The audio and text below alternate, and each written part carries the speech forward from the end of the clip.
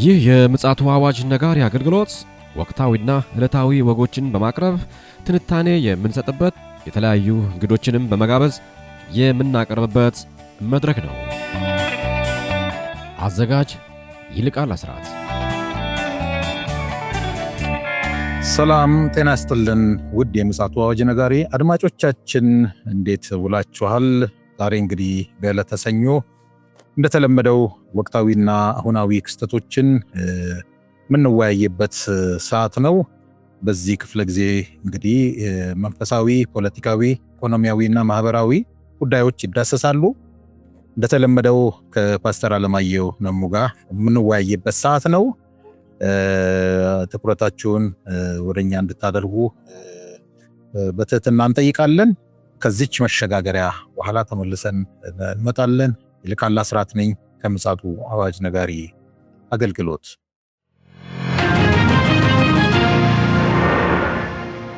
ተመልሰን መተናል አድማጮች። አጠገቤ ፓስተር አለማየሁ ነሙ አለ። ወቅታዊ አሁናዊ የሆኑ ክስተቶችን መረጃዎችን ይዞልን መጥቷል። ኋላ ላይ ደግሞ የእግዚአብሔርን ቃል ደግሞ ያካፍለናል ማለት ነው። በቀጥታ ከሱ ጋር ወደምናደርገው ውይይት እንሄዳለን። ሰላም ላንተ ይሁን ፓስተር። እንደምን አለ ወንድም ይልቃል? እግዚአብሔር ይመስገን። ትላንትና አንድ መረጃ ለቀናል። ዛሬም እንግዲህ እንደተለመደው ዓለማችን ክስተቶች እየታዩ ነው ያሉት። እነዚህ አሁናዊ ወቅታዊ ክስተቶች ምን ይመስላሉ በማለት እንግዲህ አንተ መረጃዎችን ያሰባሰብክልን፣ እስኪ ከዛ እንጀምርና እንወያያለን። እንግዲህ የኢራን ዩራኒየም አሁንም ዓለምን እያወዛገበ ይገኛል። በተለይም ደግሞ የት ይግባ የት ነው ያለው የሚለው ጉዳይና ምን ደረሰ የሚለው ነገር በጣም አጨቃጫቂ ሆኗል። እንግዲህ የተባበሩት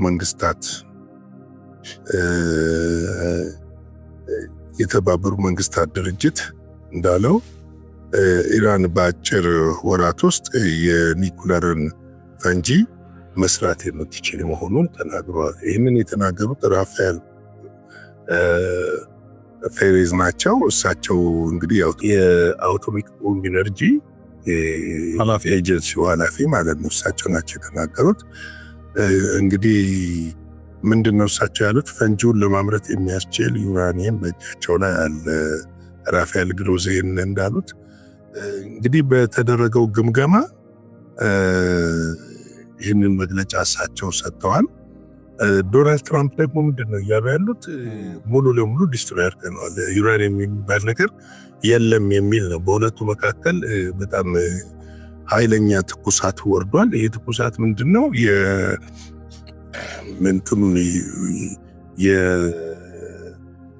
ዶናልድ ትራምፕ ሙሉ ለሙሉ አውድመነዋል የሚለውን ነገር ውሃ የቸለሰበት ነገር ነው። በትናንትናው ዕለት የወጣው ዜና ምንድነው? የዩራኒየም ማብላያውም ራሱ በ2 ወር ሊጠገን የሚችል መጠነኛ ጉዳት እንደደረሰበት ነው ራፋኤል ፔሬዝ ያወጡት። የእሳቸውን እንግዲህ ከእሳቸው ጋር ሰጣ ገባ ተገብቷል አሁን ላይ ከዶናልድ ትራምፕ ጋር። እንግዲህ አንዳንድ ጊዜ ምንድነው መሰለህ ያለው ሁኔታ፣ ይሄ ዓለም ያለው ሁኔታ ድብብቆሹ ወይም ደግሞ የበላይ ለመሆኑ የሚደረገው ሩጫ፣ የሚሰጡት መግለጫዎች ትክክለኝነታቸው እጅግ በጣም አሻሚ እያደረገ ነው የመጣው። ምክንያቱም ይሄ አሻሚ እያደረገ የመጣበት ዋና ምክንያት ምንድነው ብለን ስንመለከት እውነተኛ የሆነ መረጃ በትክክለኛው መንገድ ስለማይሰጥ ነው። እንግዲህ የእስራኤል ጠቅላይ ሚኒስትር እንዳሉ እርምጃው በጥናት ላይ የተመረኮዘ ባለመሆኑ የእስራኤል የቀድሞ ጠቅላይ ሚኒስትር ማለት ነው የቀድሞ ጠቅላይ ሚኒስትር አሁን ያሉ ናትናኤል ሳይሆኑ ከናትናኤል በፊት የነበሩት እርምጃ የተወሰደው በጥናት ላይ የተመረኮዘ ባለመሆኑና በችኮላ የተወሰደ በመሆኑ ኢራን አሁንም ኒኩለር ለመታጠቅ እድል ተሰጥቷታል ነው ያሉት። ይህንን እድል እየሰጧት ደግሞ ያሉት እስራኤልና አሜሪካ ናቸው። ምክንያቱም የሚገርም ነው። ምክንያቱም ብለው ሲያስቀምጡ ምንድነው ኢራንን እየገፋናት ያለ ማስጣል የምንችልበትን መንገድ ከዚህ በፊት ተናግሬ ነበር። ይሄ ነገር ማስጣል የምንችልበትን መንገድ ትተን ማስጣል ወደማንችልበትና ወደ ምትታጠቅበት መንገድ ገፍተናታል ባዩ ናቸው እሳቸው። እና ይህንን ጉዳይ ይዞ ሌላው እንግዲህ መፍትሄውንም ተናግረዋል።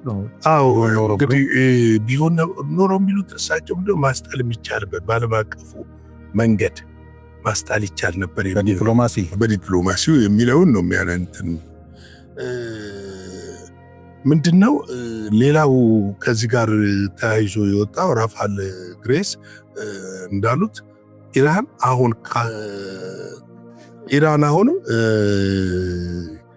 ድርጊቷን በአስቸኳይ የማታቆምና ፍቃድ ሰጥተን ገብተን የማንመረምር ከሆነ አደጋ ነው፣ ከዚህ በኋላ ያለው ነገር አደጋ ነው የሚል ነገር አንስተዋል። ነገር ግን ኢራን ደግሞ ከአቶሚክ ቦምብ ኢነርጂ ወጣለች፣ ይህንን ለዓለም አሳውቃለች።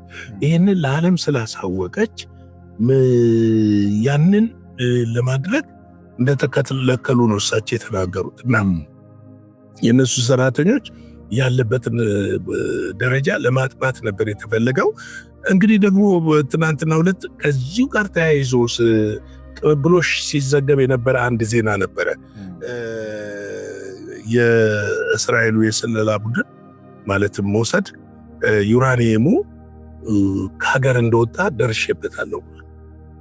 ነገር ግን ብዙዎች ምንድነው ያው እርሱም ቢሆን ራሽያ ነች አላለም። በቀጥታ ራሽያ ውስጥ ሳይሆን አይቀርም ብለን እንገምታለን የሚል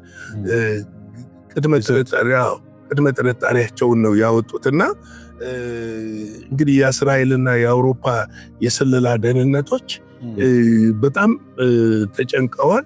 ምክንያቱም ጀስት ቦምቡን ካገኘች ትመታለች። እንደው የእግዚአብሔር ጥበቃ ከላይ ካልሆነ በስተቀር ቦምቡን እንደታጠቀች ነው የምታደርገው። ደግሞ አሁን ለመታጠቅ በጣም አጭር ጊዜ እንደሚያስፈልጋት እየተነገረ ነው ያለው። በጣም አጭር ጊዜ ነው የሚያስፈልጋት። እንግዲህ ክትትላቸውን እንደቀጠሉ ነው የታወቀው። አሸሽታለች የሚለውን ነገር እርግጠኛ ነን ብለዋል።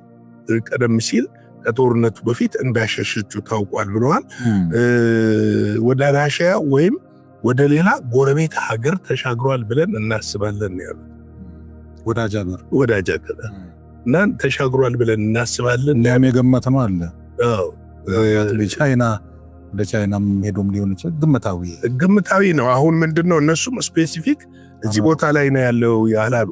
እዛው ኢራኑ ውስጥ ሊሆን ይችላል። ግን ምንድነው ማሸሽ የሆነ ነገር እንደወጣ ደርሰውበታል። ለምን ሲጓጓዝ ከጦርነቱ ቀደም ብሎ እየተጓጓዙ ያሉ ነገሮች እንዳሉ ተመልክቷል። ሌላው ምንድነው ከዚህ ጋር አሁን ተያይዞ ደግሞ ወጣው የተመታባትን ጣቢያ ለመገንባት ቁሳቁሶች ሲጓጓዙና ወደ ዋሻው ሲገቡ ታይተዋል። ቁሳቁሶች ሲጓጓዙና ወደ ዋሻው ሲገቡ ታይተዋል። እና በአጭር ጊዜ ጠግና ስራ ላይ ልታውል ትችላለች የሚለው ነገር እንግዲህ እንደው ፓስተር ልጠይቅ፣ እንደው የራስን ያንተ ምልከታ እንድታንጸባርቅልኝ ነው። እንደው ኢራን መልሳ ብትታጠቅ ይህን ኒኩሌር እስራኤል ላይ ትተኩሳለች ብለህ ታስባለህ? ከመንፈሳዊም እይታም ልትነግረኝ ነው፣ ሰውም እንዲረዳ። አታደርገውም ለማለት አያስደፍርም። ነገር ግን ታጠቅ ማለት ዲፕሎማሲያዊ መብትህን እሱ ልክ ነው ታስከብራለህ። ለምን ጥያቄን እንደው እንትን ለማድረግ ምክንያቱም ተተኮሰ ማለት እስራኤል ብቻ ሳትሆን አካባቢው ያለው በሙሉ የኢየሩሳሌም መቅደሱ ብትል አላስካ መስጊድ ብትል በሙሉ የሉ። ምንድነው መሰለህ አንድ አባባል አለ፣ እብድን አታደርግም አትለውም፣ አያደርግም አትለውም፣ ያደርጋል ብለህ ትሸሻለህ ይላል። እብድን እግዚአብሔር ይጠብቃታል፣ ካንተ ጋር እስማማለሁ። ኮምፕሊት ኪዳን ስላለ መቅደሱ መሰራት ስላለበት። ነገር ግን እነዚህ ሰዎች አያደርጉም ለማለት አንደፍርም። ለምን ሊሞክሩት ይችላሉ፣ ግን ሊከሽፍ ይችላል። አዎ ልክ ነህ። እኔ ለምን መሰለህ እኔ ያው ብዙ ጊዜ መንፈሳዊ ነገር ስለምናንጸባረቅ ሰውንም ስለምናነቃ ይሄ ከመሆኑ በፊት ማን ነው ከች ሊል የሚችለው ወይም ማን ነው ሊመጣ የሚችለው? ይህን እንደው እንደተገልጸ አሁን እያወራን ያለ ነው የዓመታት ጉዳይ አይደለም፣ የወራት ጉዳይ ነው። የወራት ጉዳይ ነው ያለ ነው። የወራት ጉዳይ ስናወራ ደግሞ አስቸጋሪ የሚያደርገው ነገር ምንድነው? በእነዚህ ወራቶች ውስጥ ሊፈጠሩ የሚችሉትን ነገር አናውቅ። ምናልባት አንዳንድ ዘገባዎች ማለዳ ላይ አይቻለው ለማምሻ ይዘናቸው መጣለን ብዬ ነው ስላሰብኩ ነው። እና አሜሪካም ትተኛለች ብዬ አላስብም። እስራኤልም እንደው እስኪተኮስባት እንደው እስኪጠምት ትጠብቃለች ብዬም አላስብም። ግን ደግሞ እብዶች ስለሆኑ አያደርጉትም ብዬ ደግሞ አትሊስት እስራኤል ላይ ማድረግ ካልቻሉ የአሜሪካ የጦር ቤዞች ላይ ሊያደርጉት ይችላሉ። እና አስታራቂ ነኝ ባዩ አዶ በዚህ መሃል አይመጣም። ጊዜው ከረዘመ ይመጣል። ግን ለመምጣቱ መቅደሱ ተገንብቶ ማለቅ አለበት። ከተተኮሰኩ መቅደሱ አሁን መቅደሱ ተገንብቶ ማለቅ አለበት። እሱን አውሬው እንዲገለጥ ከተፈለገ መቅደሱ ተገንብቶ ስርዓቱ መጀመር አለበት። እንደውም ስርዓቱ የመጀመሪያው ስርዓት የሚደረገው ምንድነው? መቅደሱ ከተገነባ በኋላ የመጀመሪያው መስዋዕት ትሰዋለች። ያቺ ቀዩ ጌጥ የመጀመሪያው መስዋዕት ከተሰዋ በኋላ ነው ነገሮች የሚፋጠኑት። ያንን ስለዚህ መጽሐፍ ቅዱስም እንደዛው በዳንኤል መጽሐፍ ላይ ስለሚገልጸው ያንን ያመላክተ ይሆናል። እንግዲህ በአጠቃላይ ስንመለከት አሁንም ጦርነቱ ላይቀር ይችላል የሚል ስጋት አለ። እንግዲህ እግዚአብሔርን ቃል ደግሞ እንመልከትና እንግዲህ እኛ ምን እናደርግ ነው ሁልጊዜም ኃላፊነታችን። እኛ ምን እናደርግ፣ እንዴት እንሆን የሚለውን ነገር ማየት የግድ አስፈላጊ ስለሆነ ነው። እንግዲህ አንደኛ ዮሐንስ ምዕራፍ 4:2 እና 3 እንመልከተው እስቲ። የእግዚአብሔር መንፈስ በዚህ ታውቃላችሁ፣ ኢየሱስ ክርስቶስ በሥጋ እንደመጣ የሚታመን መንፈስ ሁሉ ከእግዚአብሔር ነው። ኢየሱስ ክርስቶስ በሥጋ እንደመጣ የማይታመን መንፈስ ሁሉ ከእግዚአብሔር አይደለም። ይህም የክርስቶስ ተቃዋሚ መንፈስ ነው። ይህም እንዲመጣ ሰምታችኋል፣ አሁንም እንኳን በዓለም አለ ይላል። እንግዲህ ምንድነው? በአካል አልተገለጠም እንጂ የክርስቶስ ተቃዋሚ መንፈስ አሁንም በዓለም ላይ አለ። የክርስቶስ ተቃዋሚ መንፈስ ስንል ሰዎችን እያልን ብቻ አይደለም፣ ሰዎች ብቻ አይደለም። ለሰዎች የሚጠቀመው አጋንንት ነው። ልክ እግዚአብሔር እኛን ተጠቅመው በእኛ ውስጥ ሆኖ ይህ የሱ ስራ እንደሚሰራ ሁሉ በዚህ መጨረሻ ዘመን ደግሞ ሰይጣንን ክርስቶስን ሰዎች እንዲክዱ በሰዎች ውስጥ ተጠቅሞ ምን ያደርጋል? ይሰራል። ለምሳሌ የሰይጣኒዝም እምነት ኢትዮጵያ ውስጥ ሳይቀራል የተስፋፋ ነው ያለው በመላው ዓለም። እና ስለዚህ ምን ማለት ነው ብለን ስንመለከት የሰይጣኒዝም እምነት ከመጀመሪያ የሚያደርገው ምንድነው? ክርስቶስ ኢየሱስን ነው የሚክተው። ሌሎችም እምነቶች አሉ፣ ክርስቶስ ኢየሱስ በሥጋ እንደመጣ የሚክዱ እምነቶች አሉ። ስለዚህ ያ ክህደት ከየት ነው የሚመነጨው ስንል ከዲያብሎስ ነው የሚመነጨው። ክህደት ሰዎች ሲፈጠሩ ከነሱ ጋር አብሮ የተፈጠረ ሳይሆን ዲያብሎስ የሰዎችን ፍቃድ ተጠቅሞ በእነሱ ውስጥ በመግባት የሐሰትን አስተምሮና የሐሰትን ትንቢቶች፣ የሐሰትን አሰራሮች በመግለጥ ለአጋንንት መንግስት፣ ለጨለማው መንግስት ሰዎችን ያዘጋጃል። ልክ እኛ ቤተ ክርስቲያን የሰው ልጆችን ለክርስቶስ ኢየሱስ መንግስት እንደምታዘጋጅ ሁሉ ያም ደግሞ ያዘጋጃል። ነገር ግን ያንን በክህደት ይጀምራል። ክህደት ሁለት አይነት ክህደት አለ። አንደኛው ፊት ለፊት የሆነ አምላክ አይደለም የሚል ክህደት ነው። ሁለተኛው በተግባር የሆነ ክህደት ነው። ዛሬ ቤተ ክርስቲያን ውስጥ ሾልኮ የገባው ነገር በተግባር የሆነ ክህደት ነው። ይሄ በተግባር የሆነ ክህደት ምንድን ነው ብለን ስንመለከት ሰዎች ራሳቸውን እንደ አምላክ መቁጠራቸውን፣ እንደ አምላክ እንዲመለኩ ለክርስቶስ ብቻ መሰጠት የሚገባውን ነገር አሁን አንዳንድ አገልጋዮች ይህንን እየወሰዱ ነው ያለው፣ እየተመለኩ ነው ያለው። ሸፍነውታል። ፈዋሽ እነሱ ናቸው፣ የሰውን ኑሮ ህይወት እንቀይራለን የሚሉት እነሱ ናቸው። ታሪካችሁን እንቀይራለን የሚሉት እነሱ ናቸው። ብዙ ነገሮችን እኔ ካልኩ ይሆናል ብለው እኔ ከተናገርኩ ይሰራል ብለው እኔ የምትለው ወርድ ራሱ ነጠል አድርገን ስንመለከት ለአምላክ ብቻ የምትሰጥ ወርድ ነች። አምላክ ብቻ የሚሰራባት ነው። እኛ የእሱ መልእክተኞች እንጂ እኛ ፈዋሾችም አይደለንም፣ አዳኞችም አይደለንም፣ የሰውንም ታሪክ የምንቀይር ሰዎች አይደለንም። እኛ ራሳችን ታሪካችን ተቀይሮልን ግን የእሱን መልእክት ልናስተላልፍ፣ የእሱን መልክ ልንገልጽ፣ የእሱን ስራ ልናሳይ የተጠራን እግዚአብሔር ባሪያዎች ነን። ይህንን በደንብ ልናውቅ ያስፈልጋልና ቅዱሳን ወንድሞቼና እህቶቼ ይህንን እንድትመረምሩ በጌታ ፍቅር ጠይቃችኋለሁ። እግዚአብሔር ጸጋ ሰላም ከሁላችን ጋር ይሁን። እግዚአብሔር ሆይ ስለሰጠን ጊዜ ተመስገን።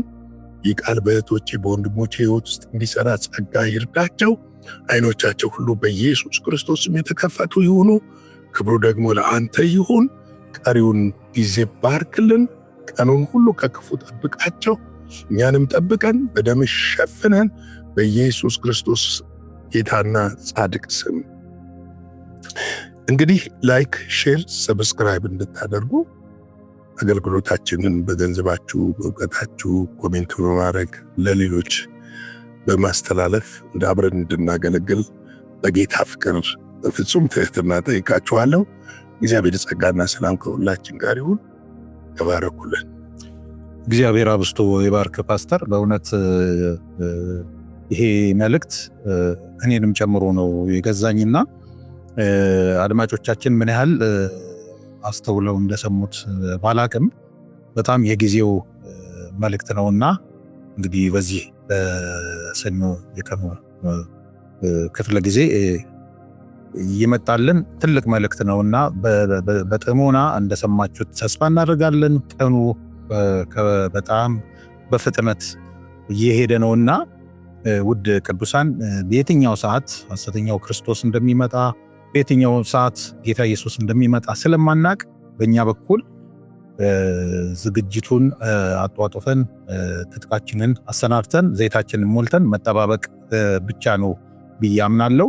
ስለዚህ ይሄንን በተግባር እንደምናውል ተስፋ እናደርጋለን። የቀኑ መልእክታችንና መረጃችን ይሄን ይመስላል። እግዚአብሔር ፈቃድ ከሆነ ደግሞ ምሽት ላይ ደግሞ ሌላ መረጃዎችን አሰባስበን ወደ እናንተ የምንመጣ ይሆናል። እስከዚያው ድረስ የእግዚአብሔር ምሕረት ቸርነት አብሮን ይሁን።